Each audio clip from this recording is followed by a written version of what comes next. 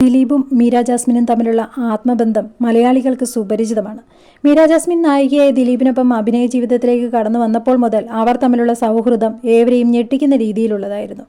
ആ ഒരു സൗഹൃദം അത്രമാത്രം ശക്തമായിരുന്നതുകൊണ്ട് തന്നെ ദിലീപിന്റെ രണ്ടാം വിവാഹത്തിനും മീര ജാസ്മിൻ ഏറ്റവും അധികം പിന്തുണയുമായി എത്തി. എല്ലാത്തിനും ഒടുവിൽ നടിയാക്രമണ കേസ് വന്നപ്പോൾ അവിടെയും മീര ജാസ്മിന്റെ പേര് ഉയർന്നു വന്നിരുന്നു.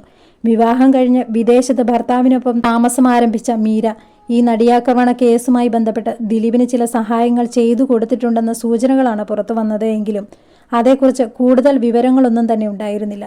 ശേഷം ദിലീപുമായുള്ള അടുപ്പവും കോണ്ടാക്ട്സും തന്റെ കരിയറിനെ ബാധിക്കുമോ എന്ന് ഭയന്നാണോ മീര ജാസ്മിൻ ഒരിടക്കാലം കൊണ്ട് അദ്ദേഹവുമായി യാതൊരുവിധ അടുപ്പവും കാണിക്കാതിരുന്നതെന്ന് ചോദിക്കുന്നവരുമുണ്ട്.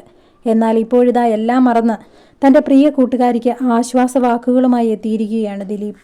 കുറച്ച് ദിവസങ്ങൾക്ക് മുൻപായിരുന്നു മീര ജാസ്മിന്റെ പിതാവ് ജോസഫ് ഫിലിപ്പ് അന്തരിച്ചത്. 83 വയസ്സായിരുന്നു. വാർദ്ധക്യ സഹജമായ രോഗങ്ങളെ തുടർന്ന് ഏറെ നാളായി ചികിത്സയിലായിരുന്നു അദ്ദേഹം. എറണാകുളത്ത് വെച്ചായിരുന്നു അന്ത്യം സംഭവിച്ചത്. വർഷങ്ങളായി മുംബൈയിലായിരുന്നു. ഇപ്പോഴത്തെ മീര ജാസ്മിന്റെ പിതാവിന് അന്ത്യാഞ്ജലി അർപ്പിക്കാൻ എത്തിയിരിക്കുകയാണ് ദിലീപ്. കൊച്ചിയിലെ മീരയുടെ വീട്ടിലാണ് ദിലീപ് നേരിട്ടെത്തി നടിയുടെയും കുടുംബത്തിന്റെയും ദുഃഖത്തിൽ പങ്കുചേർന്നത്. ഇതിന്റെ ചിത്രങ്ങളാണിപ്പോൾ സോഷ്യൽ മീഡിയയിൽ വൈറലായി മാറിക്കൊണ്ടിരിക്കുന്നത്. സിനിമയിൽ അധികം സൗഹൃദമില്ലെങ്കിലും എല്ലാ കാലത്തും ദിലീപേട്ടൻ നല്ല സുഹൃത്താണെന്ന് നടി മുന്നേ തന്നെ പറഞ്ഞിട്ടുണ്ട്. വ്യാഴാഴ്ചയായിരുന്നു മീര ജാസ്മിന്റെ പിതാവിന്റെ അന്ത്യം. ഭാര്യ എടത്വ കടമാട്ട് ഏലിയാമ്മ ജോസഫ്. മീര ജാസ്മിനെ കൂടാതെ 4 മക്കളാണ് ജോസഫ് ഫിലിപ്പിന്. ഏറ്റവും ഇളയ മകളാണ് മീര.